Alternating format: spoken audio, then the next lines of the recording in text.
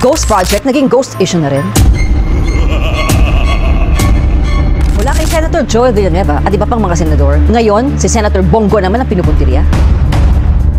Kung kailan malapit nang matukoy ang mastermind sa bilyong-bilyong flood control corruption issue, biglang nagbago ang focus, biglang naglaho ang issue, ganun-ganun na lang. Ayon mismo sa mga ulat ng media, iniimbestigahan ng Ombudsman at DPWH ang mga koneksyon ng mga diskaya sa CLTG Builders, kumpanyang pagmamayari ng ama ni Bongo. I think they've been protecting Bongo, the joint venture that they had with CLTG, with the family of Bongo. Pero nilinaw ni Senator Bongo, wala siyang kinalaman at bukas siya sa anumang investigasyon. Bakit puro pangalan lang ng dating administrasyon ang binabanggit? Pero tahimik pagdating sa mga bagong proyekto ngayong 2025, kung saan mismong sinasabing pinakamalaki ang korupsyon sa flood control. Mga kababayan, sino ba talaga ang nililinis? Sino ang inililigtas? Ang laban sa katiwalian ay hindi dapat ginagamit sa politika, kundi para sa katotohanan at hustisya. Ano sa tingin nyo? Ako si Mocha Uson, ang boses ng ordinaryong Pilipino.